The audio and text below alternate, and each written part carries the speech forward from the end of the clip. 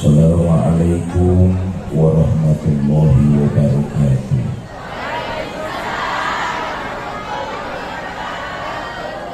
Bismillah walhamdulillah, salatu wassalamu ala rasulillah, amma ba'du. Yang mulia para ulama, para kiai, para asatiz dan asatizah, yang saya hormati para tokoh masyarakat, hadir di tengah-tengah kita Ibu Kades, panitia tabligh akbar DKM Masjid Al-Falah, Bapak pejabat pemerintah baik sipil, TNI maupun Polri, sahabat Bansar, ibu bapak, saudara-saudara kaum muslimin yang saya cintai. Manusia adalah makhluk sosial yang harus bermasyarakat. Sebab itu siapa dan betapapun kita nggak bisa hidup di Kertonegoro sendirian. Kita perlu orang lain dan orang lain perlu kita. Bodoh kalau ada orang merasa hidupnya bisa sendirian. Bodoh. Bodoh tahu bodoh? Blow on. Blow on tahu blow on? Geblek. Geblek tahu geblek? Minum es ditiup geblek. Siapa dan ehonya dimatikan saja. Yang tadi aja tuh yang mula-mula minta tolong soundnya, mana dia? Ehonya dimatikan, volumenya kencengin dikit, naikin sedang.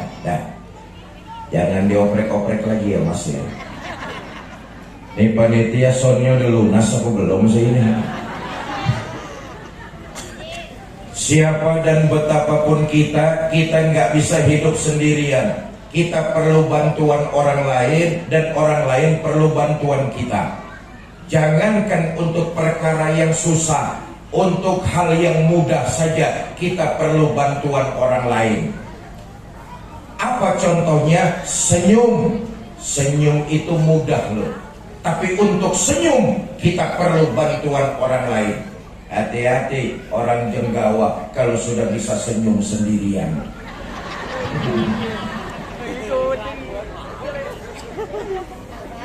Nah, karena itu Quran memberikan tuntunan buat kita umat Islam. Manusia, hiduplah kalian lita'arrafu, bergaul. Nih tuntunan Quran nih, kita disuruh hidup bergaul. Bergaul. Saudara, begini. Rumus pergaulan itu sebenarnya sederhana. Apa yang kita rasakan gak enak, orang lain juga merasakannya sama. Itu rumus pergaulan loh. Kalau dihina itu gak enak, jangan suka menghina orang. Kalau dicubit gak mau, jangan suka mencubit orang. Kalau direndahkan itu nggak enak, jangan suka merendahkan orang. Apa yang kita rasakan nggak enak, orang lain merasakannya pun sama. Itulah rumus simpel pergaulan. Bergaul itu bukan cuma orang harus ngerti perasaan kita, tapi kita juga mau belajar untuk mengerti perasaan orang lain. Sebab kalau bergaul orang saja suruh ngerti perasaan kita, nanti bergaul model kayak begini, ujung-ujungnya baper. Seneng bercanda, dibercandain marah. Seneng ngebanyol, dibanyolin ngambek. Ada orang Kertonegoro kayak begitu, ada? Yang mana orangnya? Sekali lagi saya katakan, rumus pergaulan itu sederhana. Apa yang kita rasakan gak enak, orang lain juga merasakannya sama. Kalau kita gak mau dicubit, maka jangan suka nyubit orang. Jelas? Jelas? Nah, perlu diingat, yang namanya bergaul itu pasti membawa dampak baik dan dampak buruk. Dampak baiknya kita ambil, dampak buruknya kita tinggalkan. Apa saja pergaulan yang membawa dampak buruk harus kita tinggalkan? Ini saja yang ingin saya sampaikan malam ini di Masjid Al-Falah nih. Mudah-mudahan pidato saya malam ini selesai dalam waktu 5 menit.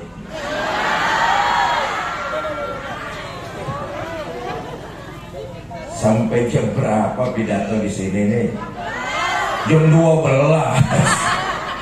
Sampean nggak bayar aja nawar jam 12. Pertama, pergaulan yang harus kita hindarkan karena membawa dampak buruk. Jangan berteman dengan orang yang punya penyakit iri.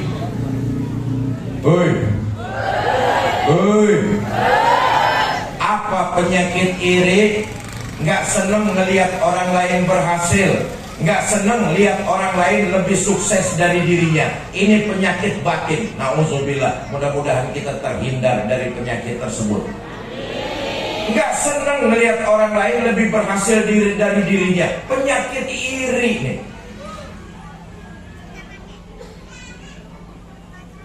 Kios tetangganya lebih maju, rame, gosip.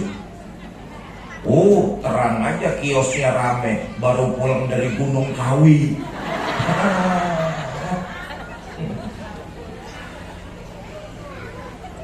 Saudara, ini penyakit hati. Sebagian besar penghuni neraka itu karena penyakit hati itu.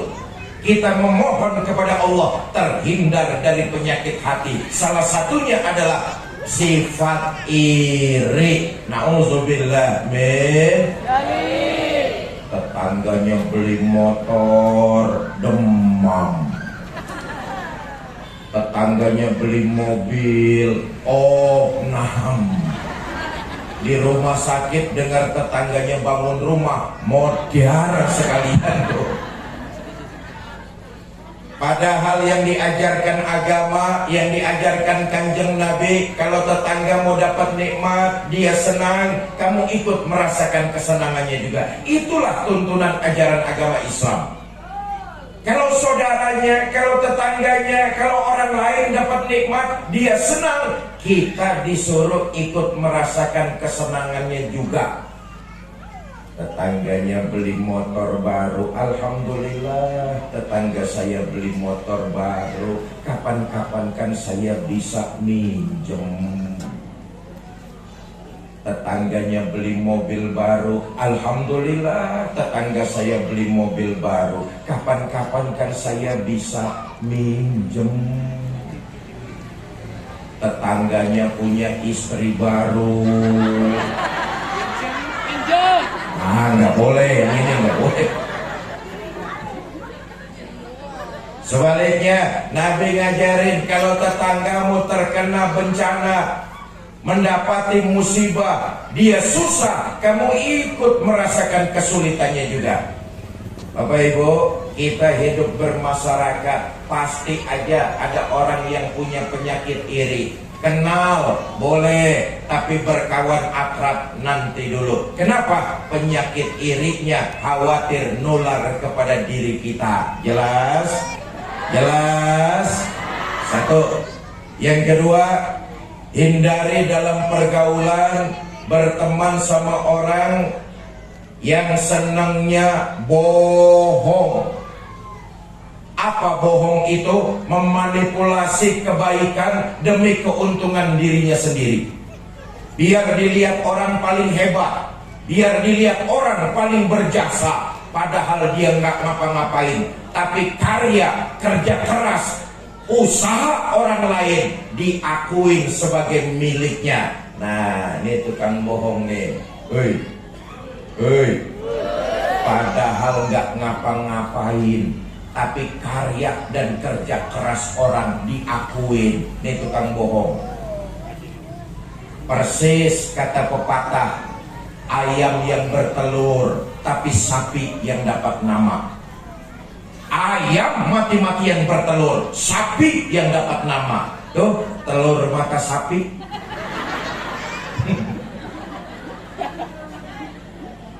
Kita hidup di tengah masyarakat, pasti ada yang ngeklaim peta komplit. Wajar itu, padahal kita tahu dia nggak ngapa-ngapain, karya orang, kerja keras orang diakuin, biar dilihat, biar disangka paling berjasa, padahal tukang bohong.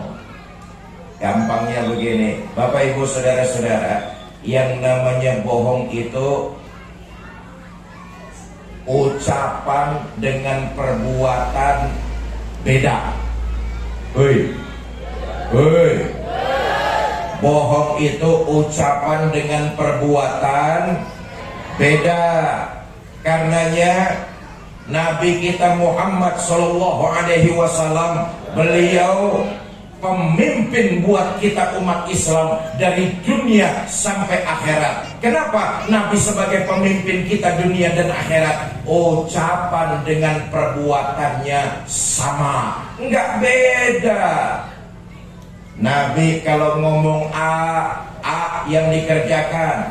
Nabi kalau ngomong B yang dilakukan. Itulah pemimpin, ucapan dengan perbuatan sama. Maaf, sekarang ini banyak pemimpin ucapan sama perbuatannya beda.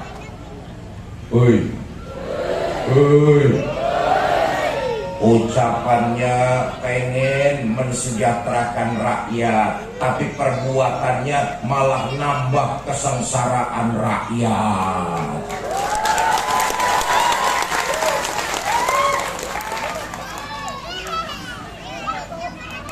Kita nih, mohon maaf ya, kita nih rakyat sekarang, kata orang, ibarat sudah jatuh tertiban tangga, terlindas motor.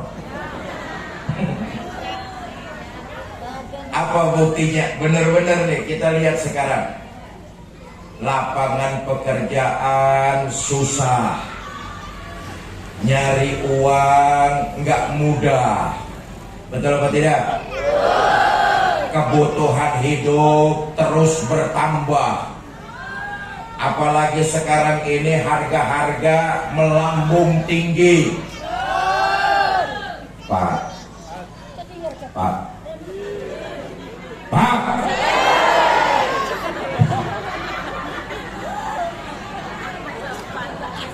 Maaf, kita nih suami, kaum bapak kurang tapi merasakan dampak dari kenaikan harga. Kenapa? Tugas kita keluar cari uang, cari rezeki dengan cara yang baik, hasilnya halal. Berapapun yang kita peroleh, kita kasih istri kita. Betul atau tidak?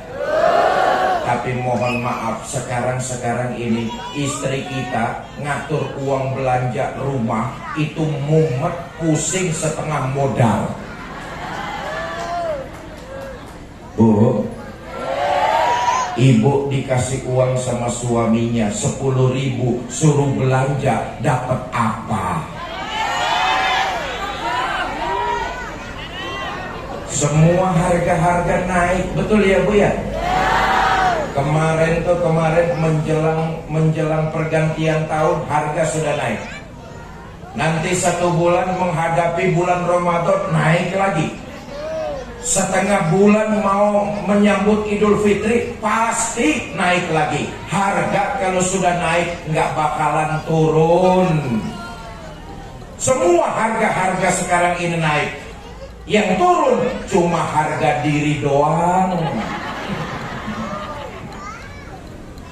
Cabai naik, betul apa tidak Bu? Beras naik, daging naik, telur naik, minyak goreng naik, susu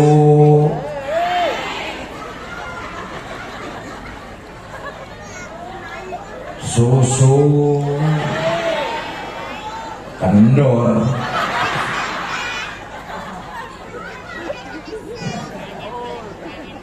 Bapak Ibu saudara-saudara, ucapan dengan perbuatannya sama, nggak berbeda. Itu sebabnya Nabi kita Muhammad Sallallahu Alaihi Wasallam pemimpin umat dari dunia sampai akhirat. Kenapa? Ucapan dengan perbuatannya sama. Nah, balik lagi, kita hidup di tengah masyarakat, pasti saja ada orang yang ucapan dengan perbuatannya beda, alias tukang bohong. Kenal boleh, tapi berkawan akrab nanti dulu. Kenapa? Sifat bohongnya khawatir nular kepada diri kita. Jelas?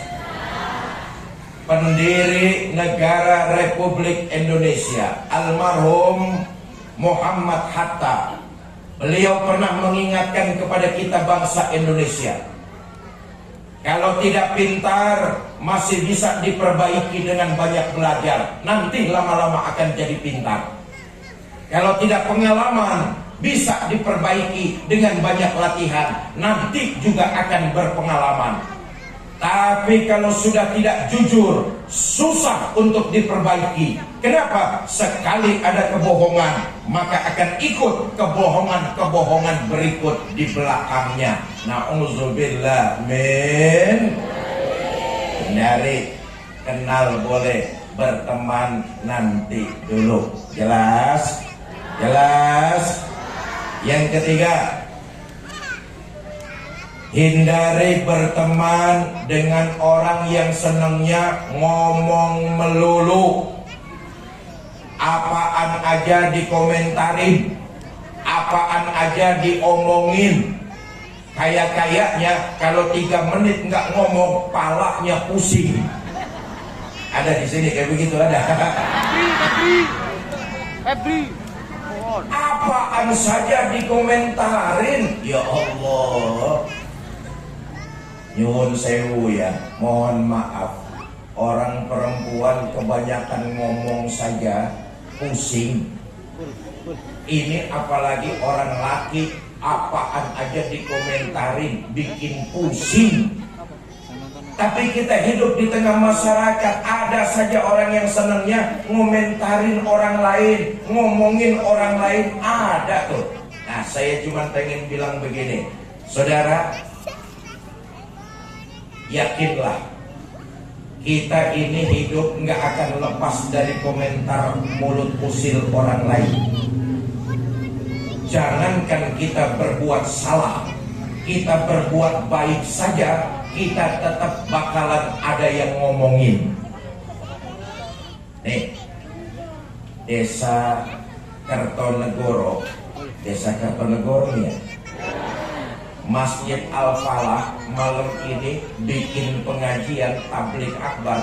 Apa dipikir orang Kertonegoro senang semua? Belum tentu.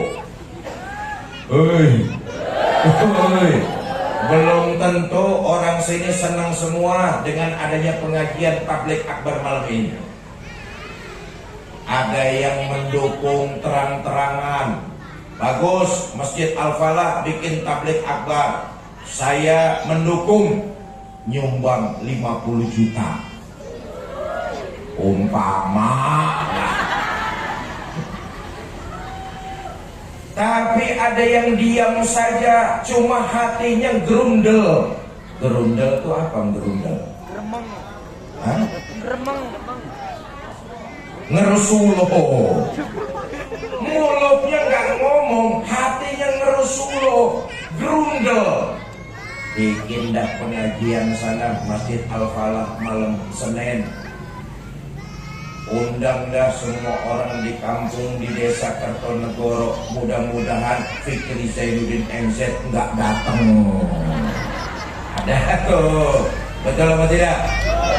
Nah, saudara, yang ingin saya sampaikan, jangankan kita berbuat salah, kita berbuat baik saja, kita nggak bakalan lepas dari mulut usil orang lain. Jelas? Jelas? Selama kita berjalan di atas nilai kebenaran, nggak usah repot dengerin komentar orang lain. Sekali kaki melangkah maju, pantang surut mundur ke belakang. Nggak usah pusing dengerin komentar miring orang lain. Dulu ketika saya mondok di Jombang, Jawa Timur tahun 1986-87, saya mondok di pesantren Tebuireng, Jombang. Satu hari abah saya datang jengukin saya. Allah yarham Kiai Haji Zainuddin MZ, abah saya. Hei, abah saya, abah kulo. Ibu kenal sama Kiai Zainuddin MZ? Kenalan di mana?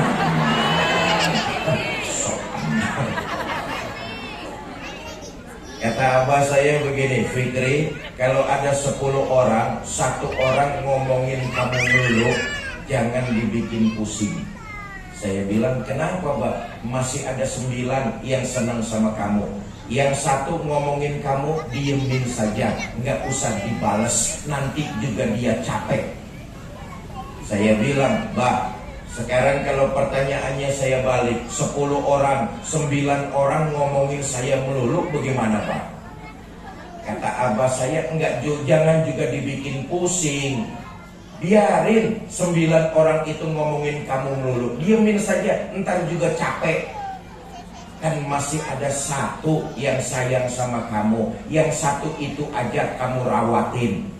Begitulah kita berkehidupan, bermasyarakat di tengah-tengah kehidupan sosial. Enggak semua orang suka dengan kita. Pasti saja ada mulut usil orang lain yang ngomentarin kita. Jangankan kita berbuat salah, kita berbuat baik saja, tetap orang bakalan ada yang ngomongin kita. Jelas? Jelas? Yakinlah, ketika kita berada dan berjalan di atas nilai-nilai kebenaran, nggak usah repot dengerin omongan orang lain, maju terus melangkah. Saya titip pesan buat adik-adik saya, para remaja, para pemuda. Kampung apa ya? Hah?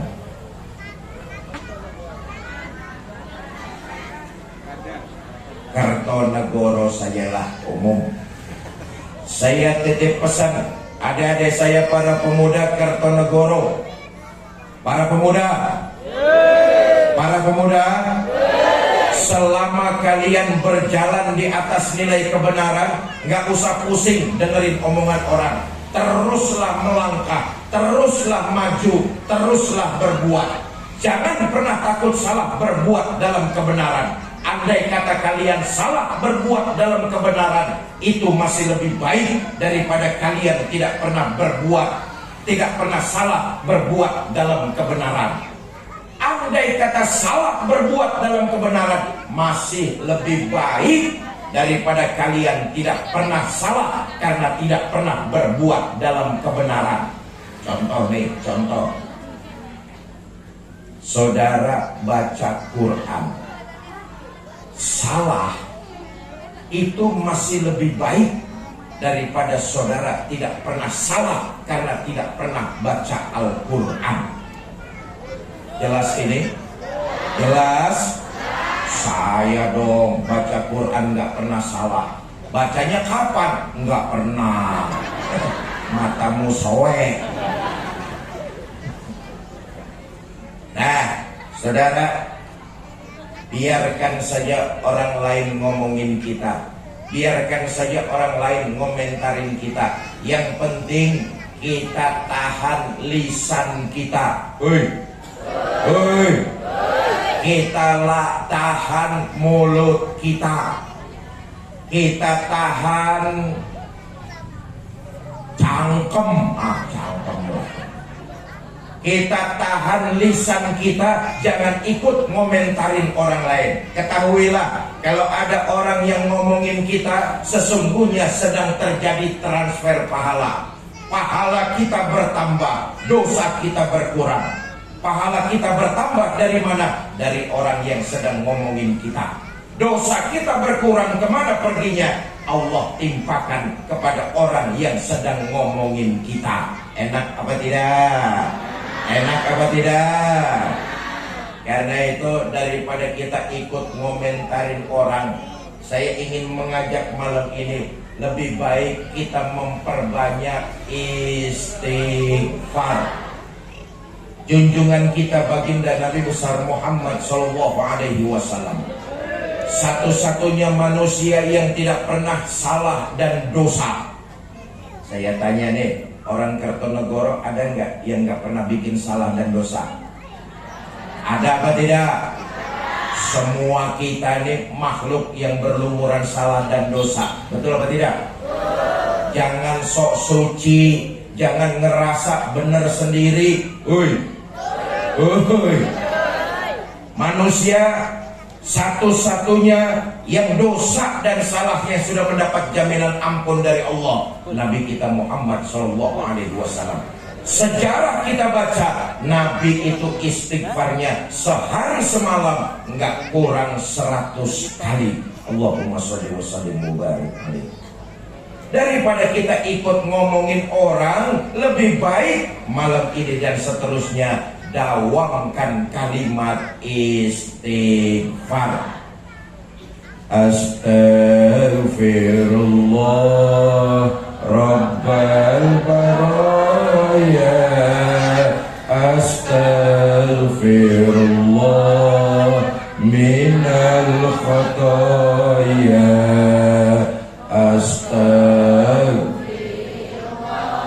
Allahumma arhamna fa innaka khairur rahimin, Allahumma ansurna fa innaka khairun nasirin, Allahumma ighfir lana fa innaka khairul ghafirin, Allahumma iftah lana fa innaka khairul fatihin, Allahumma arzuqna fa innaka khairur raziqin bi rahmatika ya arhamar rahimin.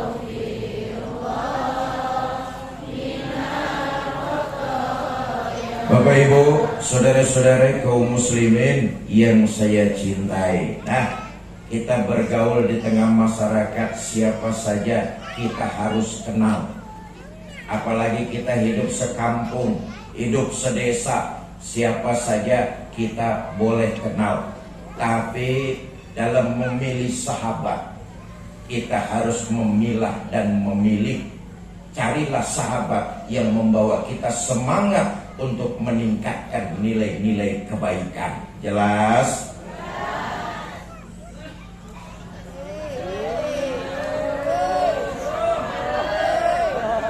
Iya, saya cuma ngelihat jam doang lah.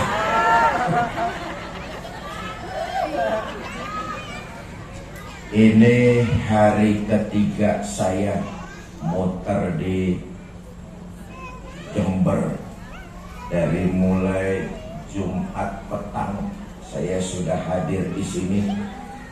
Malam Sabtu itu mengisi di Rodotul Jannah. Semalam itu mengisi sebelah sininya di Masjid apa itu? Ya? Baitul Jannah, Baitul Ijabah. Sekarang di Masjid Al-Falah. 3 hari sampai Senin malam Selasa, lusa. Selasa pagi lewat Surabaya, saya kembali ke Jakarta. Total saya di kota Jember ini safari selama 4 hari. Ada 10 kajian yang harus saya isi. Yang ingin saya sampaikan itu sebenarnya begini, saudara, kerjaan yang paling capek itu pidato. Ini kerjaan paling capek. 4 hari saja saya di kota Jember, 10 kajian saya harus isi. Belum lagi nanti sekembalinya dari sini hari Selasa, Rabu, Kamis dan seterusnya. Itu jadwal pengajian sudah menunggu. kerjaan yang paling capek itu sebenarnya pidato.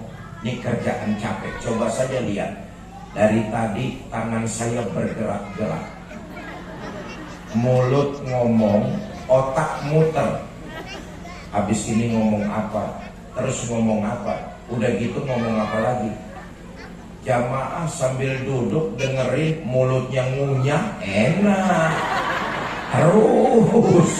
Terus ini jamaah kayak begini nih bikin ustadz cepat pada mampus.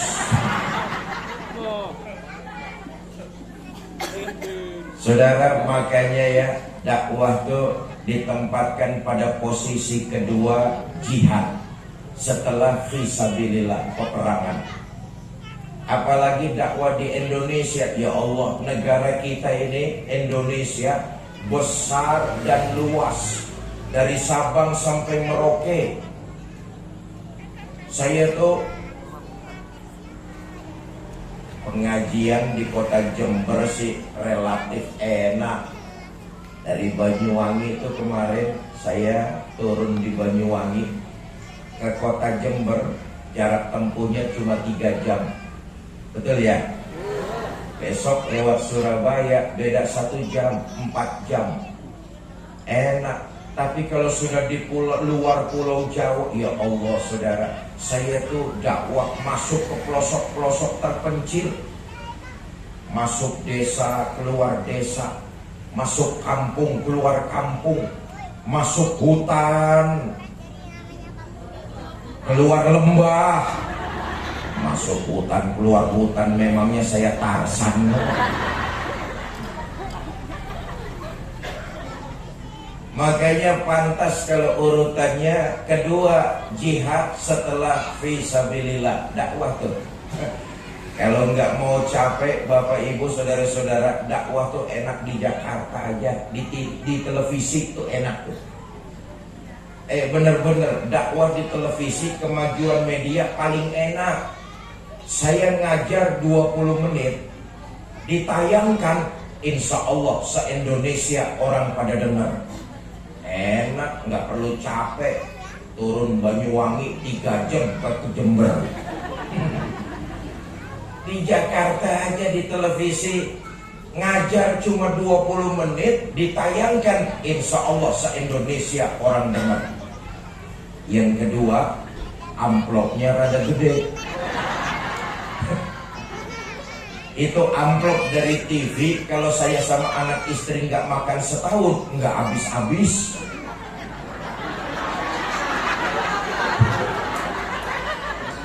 Iki bojone siapa sih nyautin melulu ya? Bapak Ibu saudara-saudara, baiklah ya, itu yang pertama tadi, pergaulan membawa dampak. Kita cari punya teman pergaulan yang membawa dampak baik buat kita. Yang kedua, nyambung nih pidato Bukades tadi. Saya garis bawahi pidato Bukades. Kita ini Kertonegoro memang jauh dari gunung. Kita jauh dari sungai. Kita jauh dari laut. Walaupun secara logika kita terhindar dari bencana alam, tapi kita jadi hamba Allah. Ojo dumeh.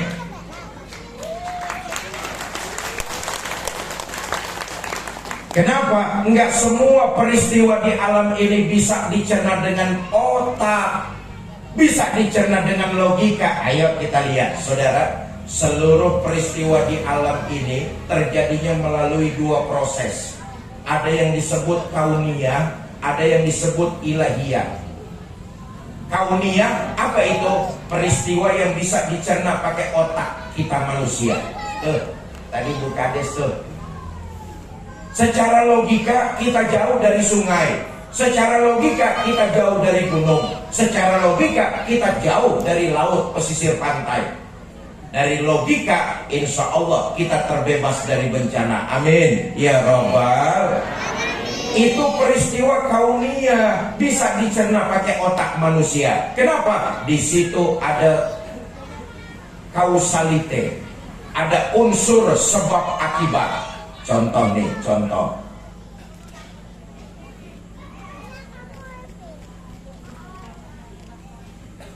Bu, mau kemana Bu? Woi, mau kemana? Mau pulang? Oh iya, cucunya. Biarin yang bangun buat teriakin loh.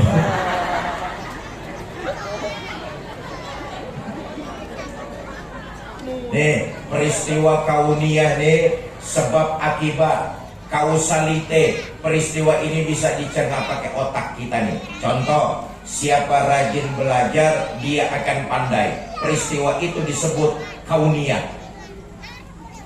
Disebut sebab akibat. Rajin belajar sebab, pandai akibat. Itu kauniyah. Contoh lagi, siapa rajin menabung, dia punya uang. Ini kauniyah. Rajin menabung sebab, punya uang akibat.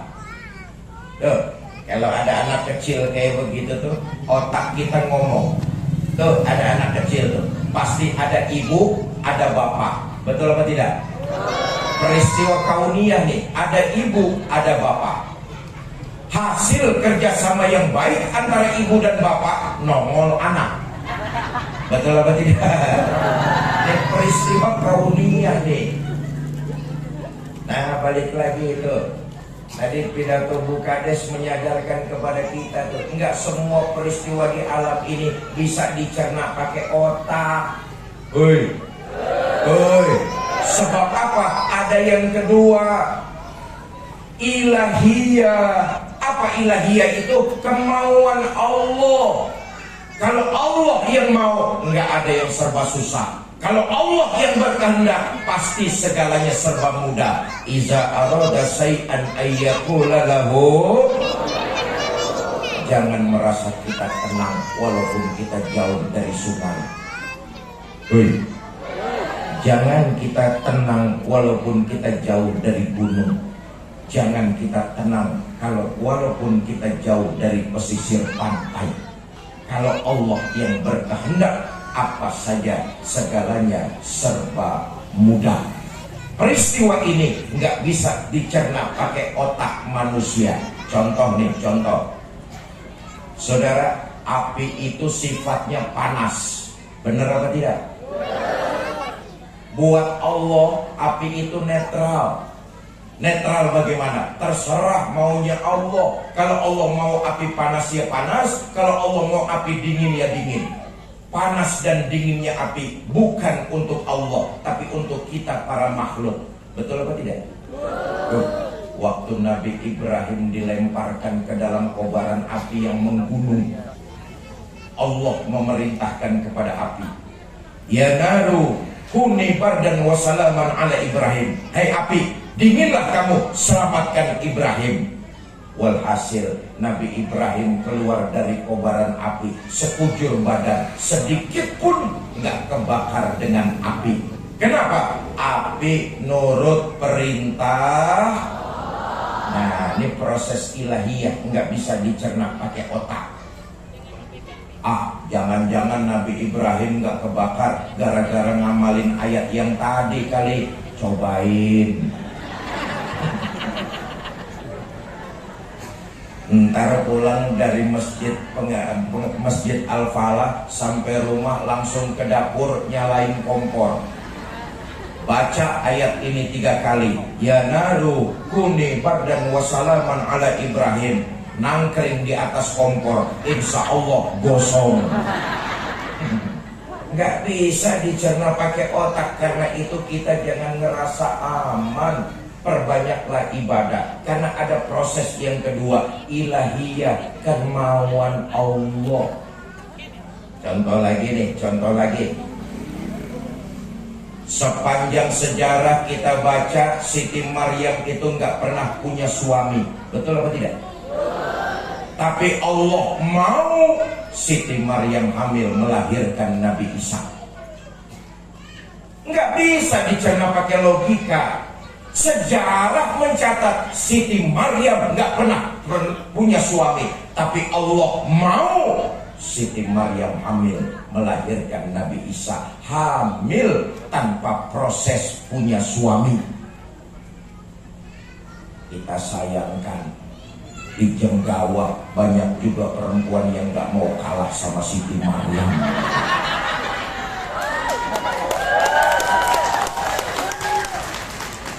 Itu kan keprihatinan Bukades kita itu.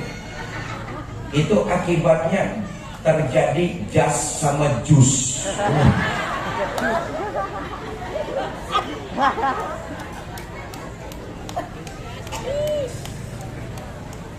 Nah, Isra dan Mi'raj ini prosesnya ilahiyah nih saudara, nggak bisa dicerna pakai otak.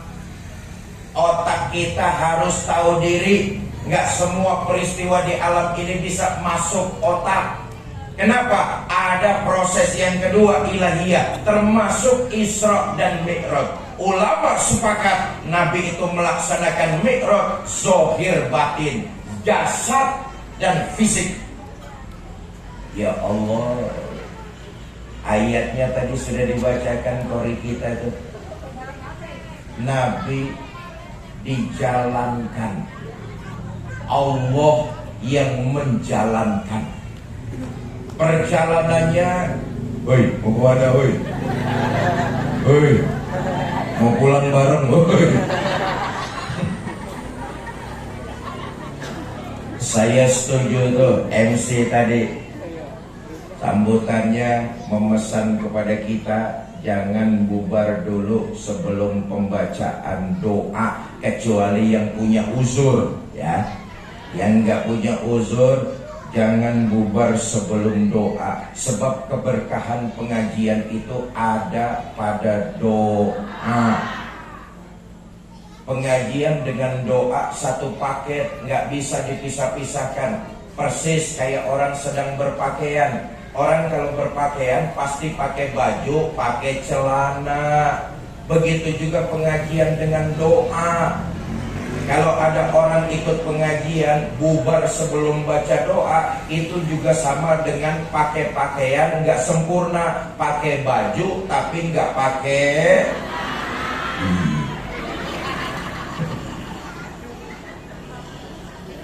Nah, sampai mana saya ngomongnya tadi Datuk?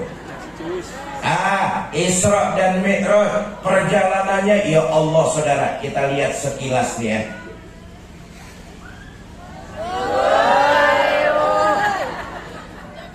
Nih, begini dulu, saya ingin membuka mindset Bapak Ibu semua. Islam itu agama yang menekankan keseimbangan. Enggak ada salah satu lebih berat dari yang lain, salah satu lebih nonjol dari yang lain. Enggak ada. Islam itu ajarannya menjaga keseimbangan. Ini penting nih saya sampaikan, sebab masih banyak di antara kita yang dalam mengerjakan satu hal tapi hal yang lain dilupakan. Padahal Islam itu ajarannya menjaga keseimbangan. Contoh, orang kaya disuruh membantu yang miskin. Betul apa tidak? Itu ajaran Islam tuh. Tapi sebaliknya, Islam juga menekankan ajarannya, yang miskin disuruh bekerja, berusaha lebih giat, tekun, jujur, berdiri di atas kaki sendiri. Itu ajaran Islam, seimbang. Ada ayat orang-orang kaya yang tidak mau membantu saudara-saudaranya yang miskin, nanti hartanya di akhirat akan jadi bara, bahan bakar yang menyetrika punggungnya. Ada ayat kayak begitu tuh. Cuma ayat ini harus sering-sering dibaca sama orang kaya. Kalau yang baca orang miskin, nanti kerjaannya nakut-nakutin orang kaya. Betul apa tidak? Ajarannya seimbang Islam itu. Orang kaya disuruh bantu yang miskin, Yang miskin disuruh bekerja lebih giat, ulet, jujur, berdiri di atas kaki sendiri. Kau orang kaya, iya Pak, bantu yang miskin. Kau orang miskin, iya Pak, bekerja lebih giat, jujur, ulet, berdiri di atas kaki sendiri. Hidup jangan pernah jadi beban buat orang lain. Itu ajaran Islam seimbang. Tuan rumah wajib menghormati tamu. Ajaran Islam apa bukan? Tapi Islam juga mengajarkan tamu harus tahu diri, seimbang tuh. Tuan rumah hormati tamu, tamu harus tahu diri, seimbang. Kau tuan rumah, iya Pak, wajib hormati tamu. Kau tamu, iya Pak, harus tahu diri. Kalau besok hari kerja, pidato nggak usah lama-lama.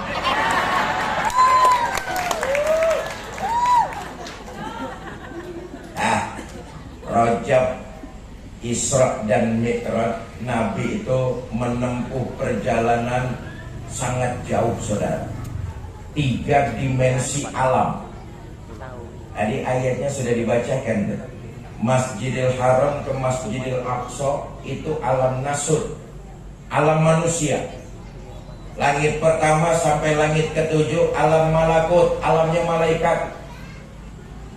Dari langit ke-7 naik ke Sidratil Muntaha, alam lahut, alam ketuhanan. Perjalanan yang menembus 3 dimensi alam, jauh panjang, tapi ditempuh dalam waktu yang relatif singkat. Kenapa? Ilahiyah, Allah yang mau. Kalau Allah yang mau, segalanya pasti serba mudah. Jelas?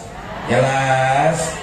Nah, poinnya yang kedua saya ambil, saya ringkas. Isra dan Mi'raj adalah turunnya perintah sholat 5 waktu. Betul apa tidak? Lihatlah sejarah. Ibadah-ibadah lebih banyak diturunkan di kota Madinah. Dan itu melalui perantara malaikat Jibril. Tapi khusus ibadah sholat, Allah sendiri yang mengundang baginda kita Nabi besar Muhammad SAW untuk menerima perintah sholat 5 waktu. Maka ciri pengikut baginda Nabi Muhammad tidak lain dan tidak bukan orangnya rajin mendirikan sholat. Dalam satu kesempatan Nabi pernah menyampaikan begini: awwalu ma yuhasabu bihil abdu yaumal qiyamah as-sholat. Amalan pertama yang nanti di akhirat akan ditanya adalah amalan tentang sholat. Semua kita yang hadir malam ini pasti akan ditanya tentang sholat kita masing-masing. Ini yang datang ngaji malam ini ada nggak 100 orang? Lebih? 200 orang? Lebih? 5.000 orang, campur yang goib di sawah-sawah. Ratusan orang nih, ratusan orang yang malam ini hadir, yakinlah semua kita akan ditanya tentang sholat kita masing-masing. Kamu siapa? Saya Pak. Saya siapa? Saya pengikutnya Nabi Muhammad. Benar? Benar Pak. Baik. Kalau kamu ngaku jadi pengikut Nabi Muhammad, ciri pengikut Nabi itu ruka'an sujadah. Di Quran dicatat ruka'an sujadah, mendirikan sholat. Dulu waktu hidup di Jenggawah pernah sholat? Pernah Pak. Berapa banyak? Enggak banyak-banyak Pak, setahun cuma 2 kali.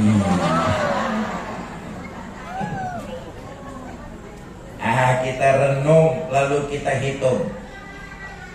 Kita renung lalu kita hitung. Saudara, sehari semalam Allah memberi kita waktu 24 jam. Betul atau tidak?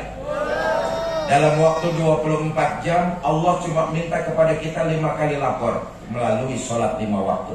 Ayo sekarang kita hitung-hitung. Sholat itu yang bagus, taruhlah sekali sholat waktunya 10 menit. 10 menit sholat di Masjid Al-Falah, cakep bener tuh. Sekali sembahyang 10 menit. Yang sedang-sedang taruhlah waktunya 5 menit. Yang kilat khusus 2 menit. 2 menit. Ini perangkonya gambar geledek soalnya gitu. Ambil yang tengah-tengah saja. Nah, Islam itu mutawasit, tengah-tengah. Nabi ngajarin kayak begitu tuh. Jangan terlalu lama, jangan juga tergesa-gesa. Ini ajaran Kanjeng Nabi. Kata Nabi, iza amma ahadukumun nas falyukhaffif. Kalau kamu diangkat jadi imam, ringankan sholatmu. Kenapa? Makmum di belakang kamu kekuatannya nggak sama dengan dirimu. Ada makmum sudah berumur tua renta ikut sholat berjamaah, kalau berdirinya terlalu lama sudah sempoyongan. Ada apa tidak? Banyak. Ada makmum ikut sholat berjamaah, selesai sholat sudah janjian mau menerima duit komisi penjualan sawah. Ada apa tidak? Ada. Anak muda malam minggu janjian sama pacar di jembatan, ketemunya habis sholat berjamaah. Imamnya terlalu lama, turun hujan lebat, pacarnya hanyut di bawah banjir.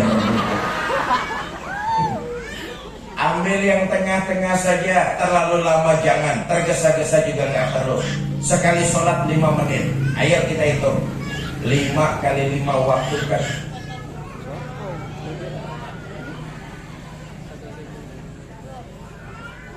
Ya. Anaknya haus kali Bu, atau ngantuk nggak apa-apa kalau bawa anak kecil, bawa pulang aja. Kalau sudah ngantuk, repot kalau pidato ada saingan, repot urusan. Sampai mana saya tadi itu? Sekali sholat 5 menit lah. Ayo kita hitung.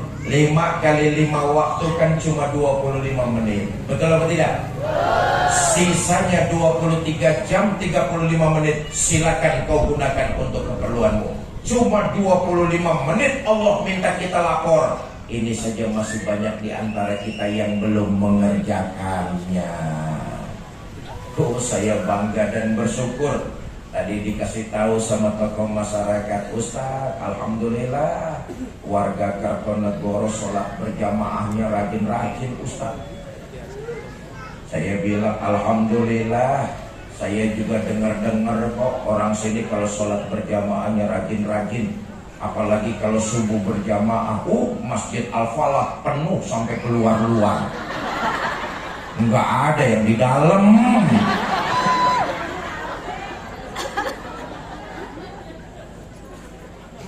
Bapak Ibu saudara-saudara, nah memperingati Isra dan Mi'raj di bulan Rajab ini, ayo kita berazam.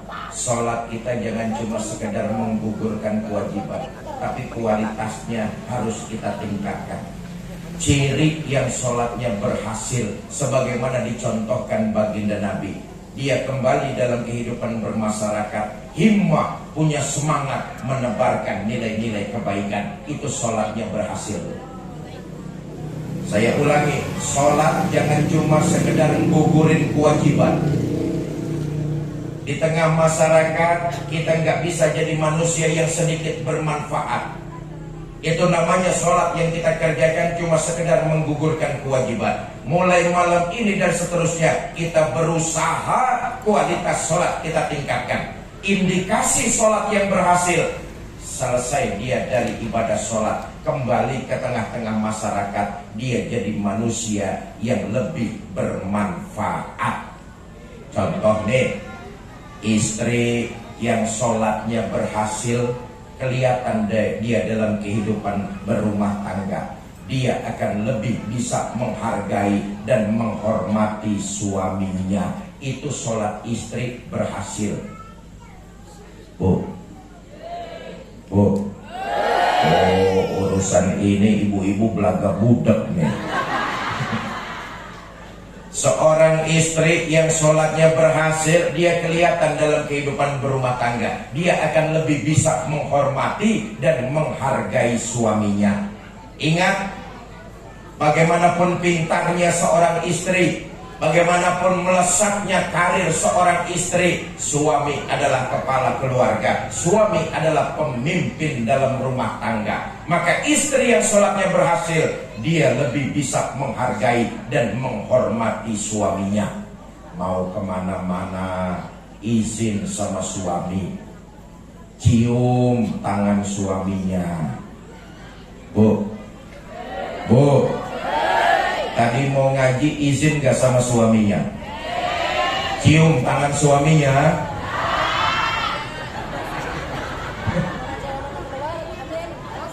Boro-boro cium tangan, yang ada campur merentah.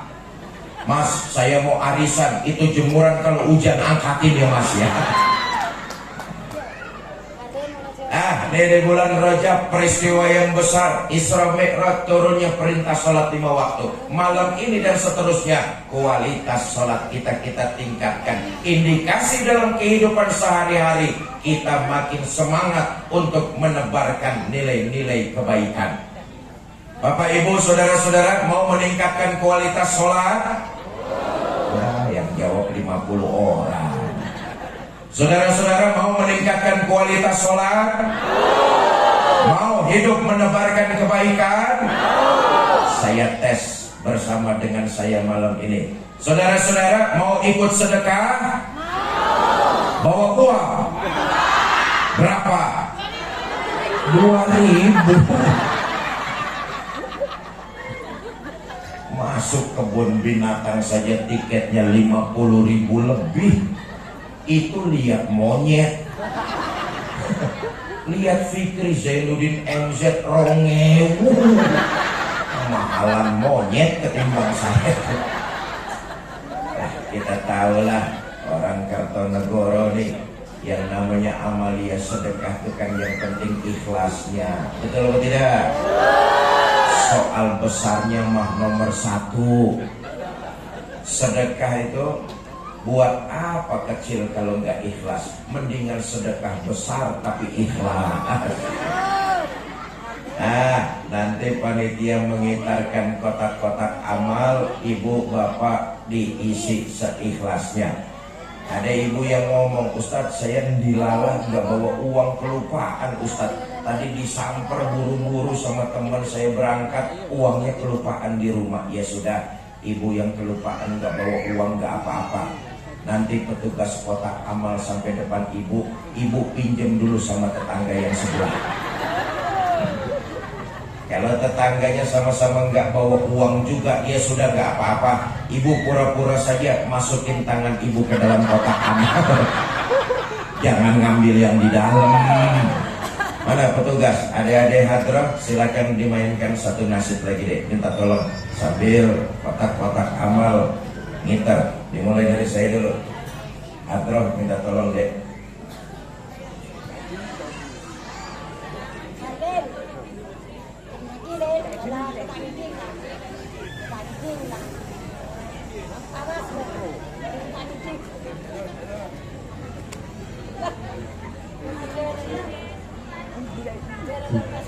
أزكى تسليمي تهدى إليك يا طه والصلاة المالية تسرع عليك يا طه جئت بخير نبي والدين اليوم يا نبي جئت بخير نبي والدين اليوم يا نبي إليك الفضل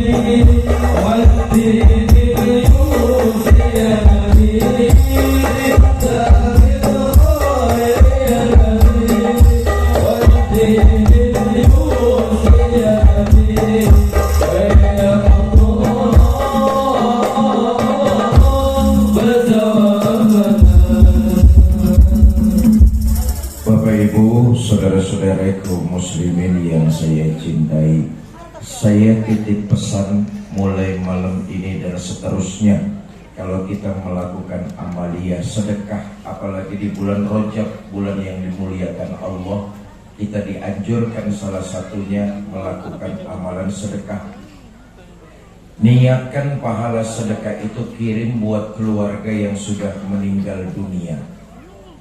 Semua kita pasti punya keluarga, betul atau tidak? Semua kita pasti punya orang tua, ibu dan bapak. Kalau mereka masih ada, terus berbakti. Kalau mereka sudah tidak ada, kirimkan doa dan pahala sedekah yang kita lakukan di alam dunia buat mereka. Tanpa mengurangi pahala kita, pahala itu akan sampai kepada mereka dan mereka senangnya luar biasa. bermohon kita kepada Allah dengan wasilah sedekah yang kita lakukan di alam dunia, kubur keluarga kita Allah jadikan raudhah min riyadil jannah. Saudara, akhirat bukan khurafat, alam kubur bukan tahayul. Perhitungan waktu di alam dunia dengan di alam kubur jauh berbeda. Satu hari di dalam kubur 1000 tahun di alam dunia.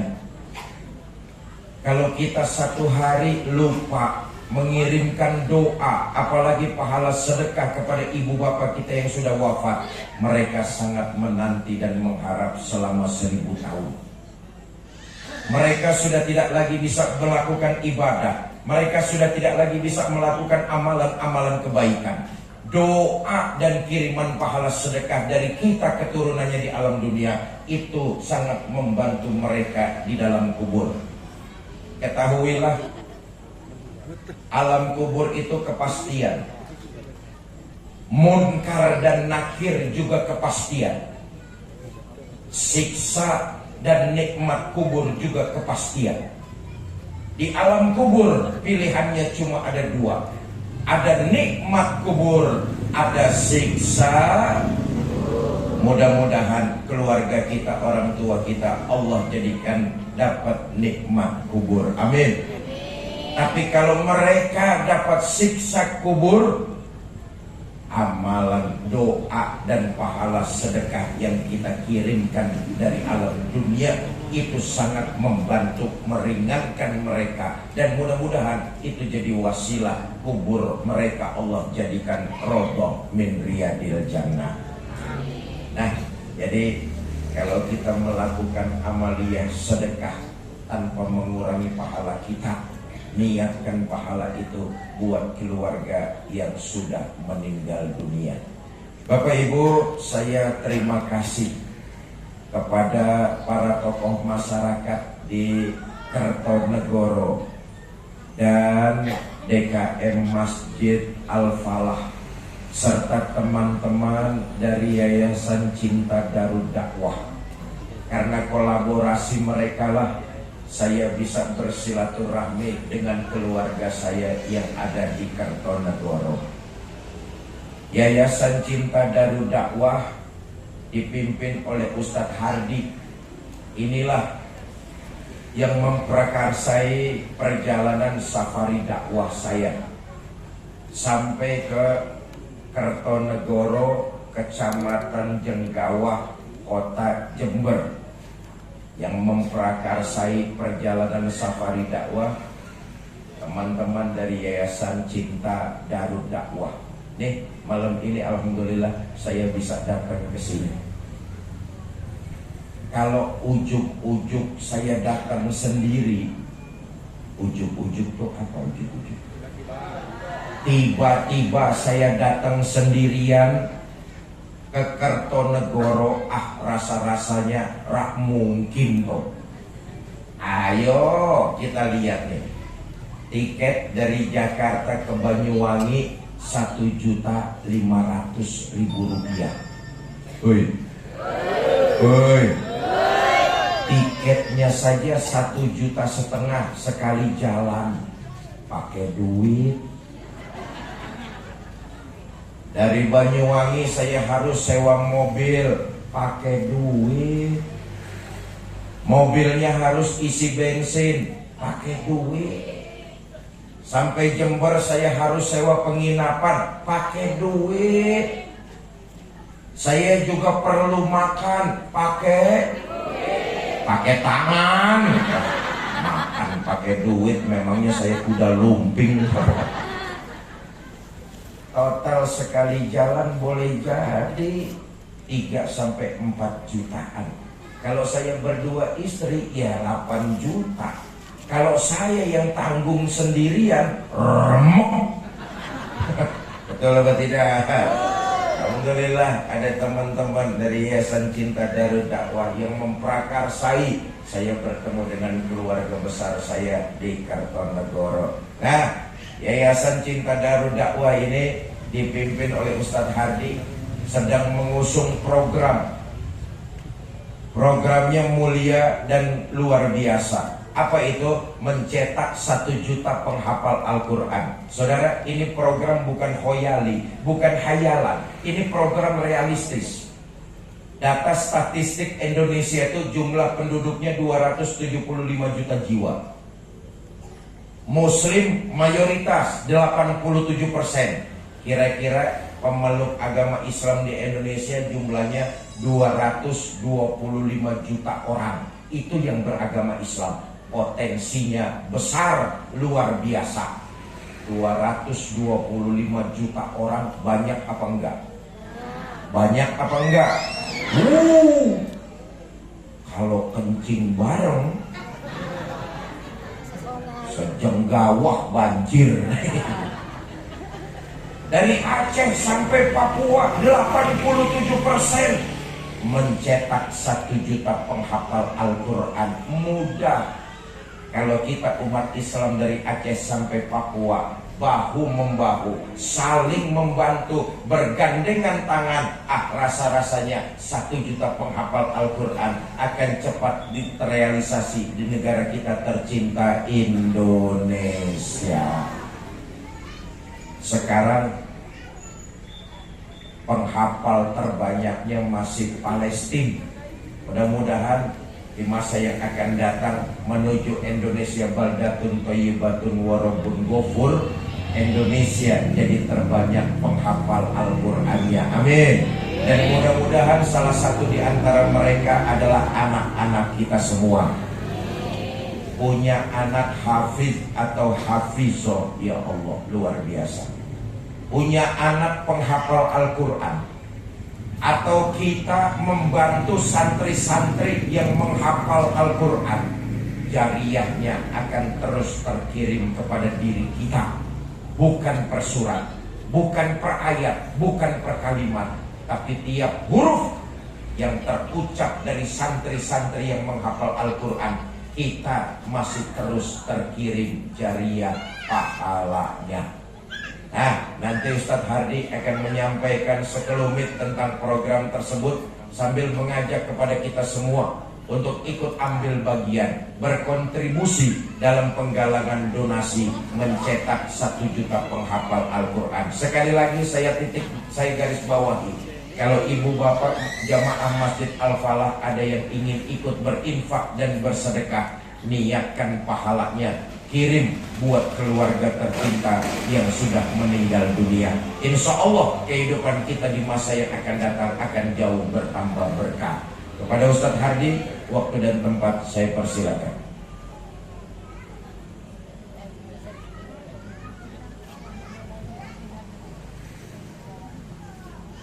Masya Allah, luar biasa Bapak Ibu. Nasihat tausiah dari guru kita Kiai Haji Fikri Zainuddin MZ.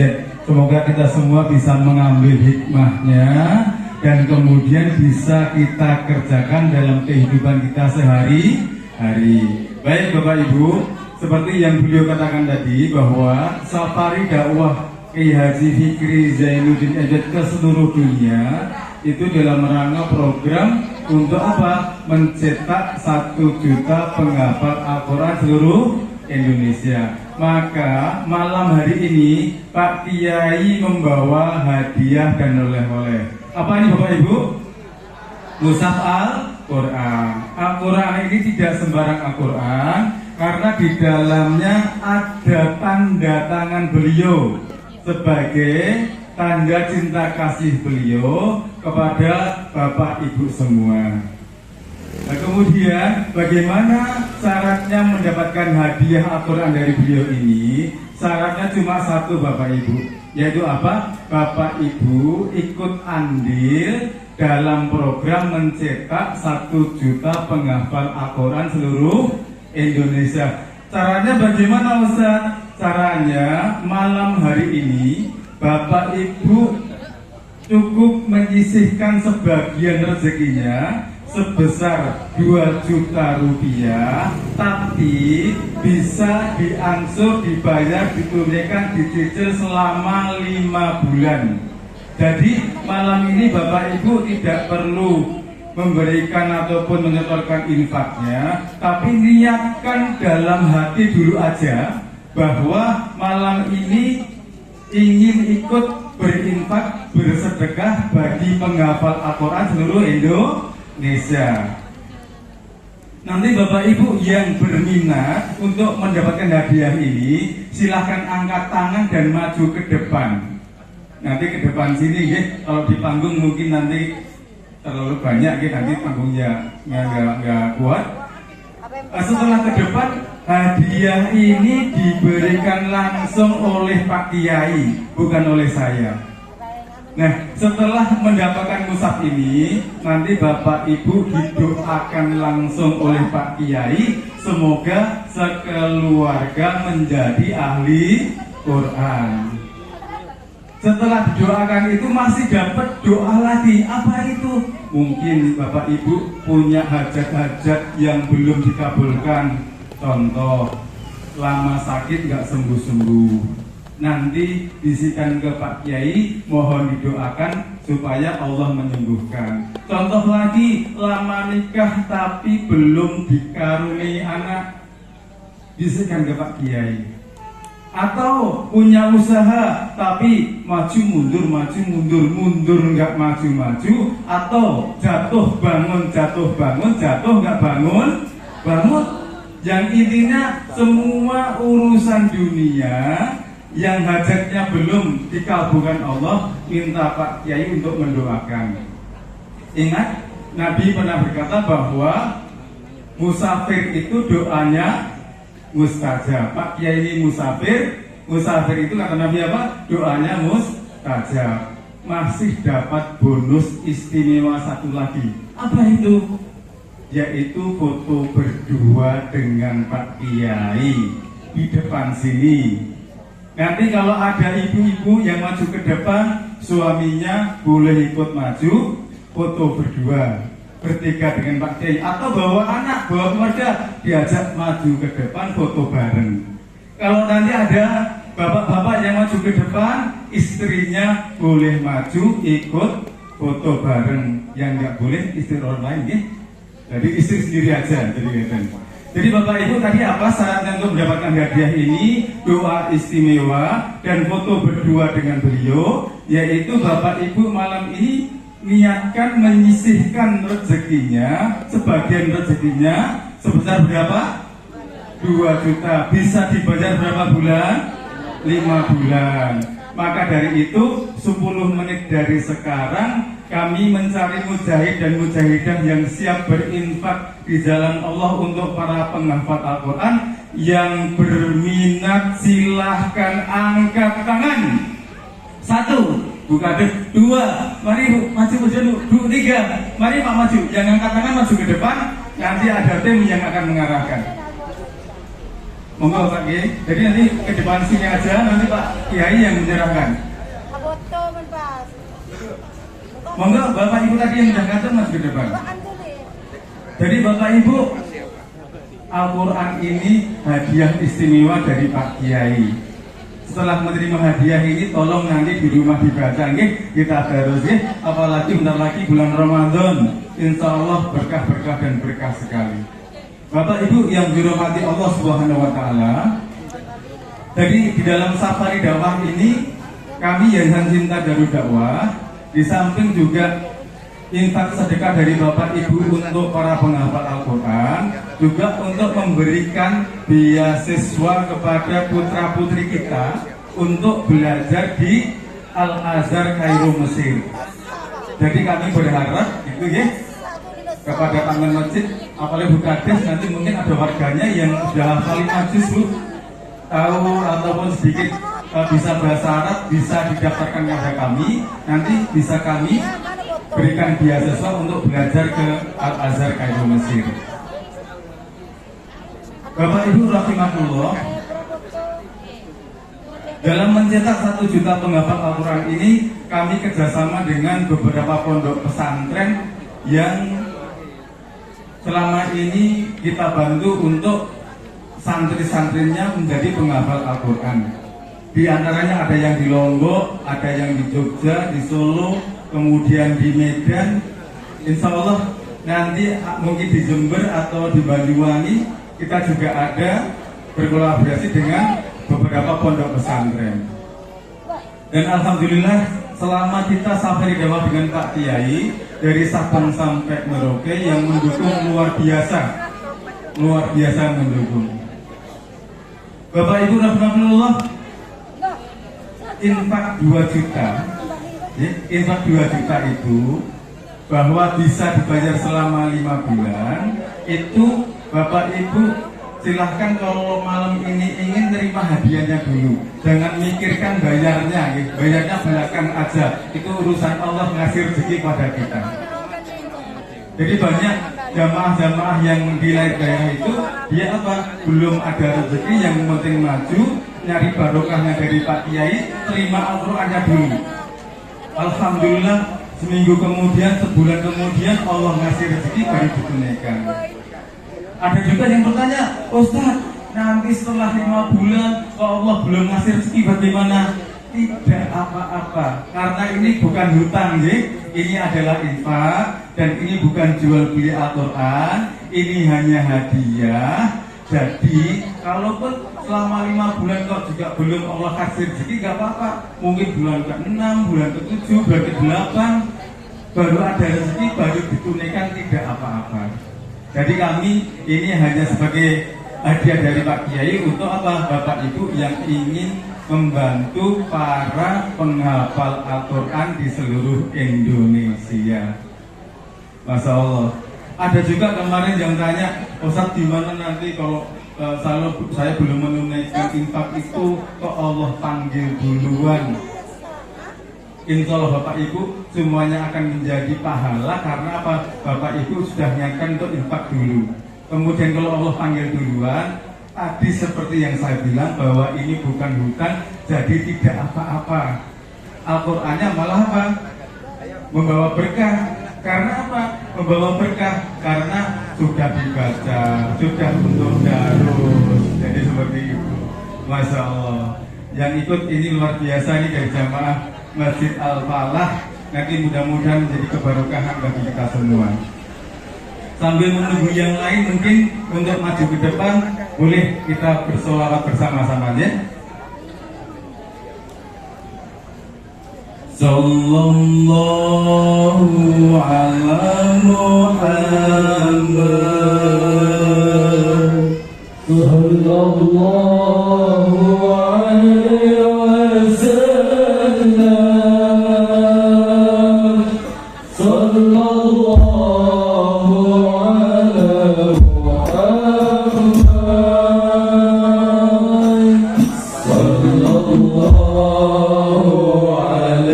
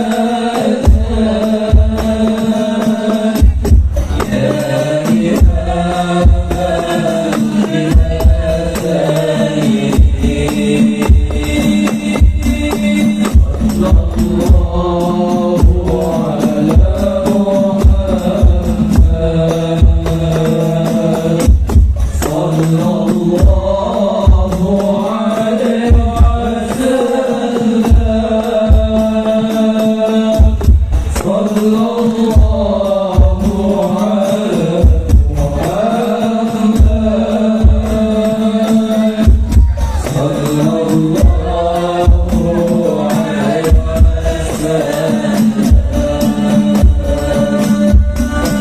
Bapak Ibu, rahmatullah. Saat ini kami Yayasan Cinta Darul Dakwah sedang memberikan pembekalan atau pendidikan latihan kepada putra-putri Bapak Ibu di seluruh Indonesia. Ada 23 perwakilan. Jadi 23 santri ini sudah kita tes dari berbagai daerah seluruh Indonesia. Pembekalan untuk apa? Jadi pembekalan nanti insya Allah bulan Juni kami ikutkan PPDB, penerimaan mahasiswa baru di Al-Azhar Kairo Mesir. Ini ada diklat, ada iqdad di kami, pembekalannya ada di Bandung. Nanti insya Allah Juni baru kita daftarkan. Dan nanti putra putri Bapak Ibu yang di sini, kalaupun nanti ada yang ingin mendaftarkan, kemudian ingin kita beri beasiswa untuk sekolah di Al-Azhar Kairo Mesir, bisa. Berarti sekarang daftar, kita tes dulu, insya Allah tahun depan baru kita kasih pembekalan. Untuk programnya bisa masuk beasiswa yang SMA. Jadi sekolah SMA di Al-Azhar Kairo Mesir. Kemudian yang kedua, bisa ikut yang jadi mahasiswa atau kuliah di Universitas Al-Azhar Kairo Mesir. Nah, bagi Bapak Ibu yang putranya ingin SMA-nya di sana, otomatis tahun depan lulus SMP. Atau sekarang mungkin sudah lulus SMP yang ijazahnya ada, nanti dapatkan ke kita. Syarat utamanya 2 tadi Bapak Ibu. Jadi hafal minimal 5 juz, yang kedua tahu dasar-dasar bahasa Arab. Jadi gitu. Dan insya Allah yang tahun ini kami akan daftarkan sebanyak 23 ke Al-Azhar Kairo Mesir. Nanti kita ke sana Bapak Ibu.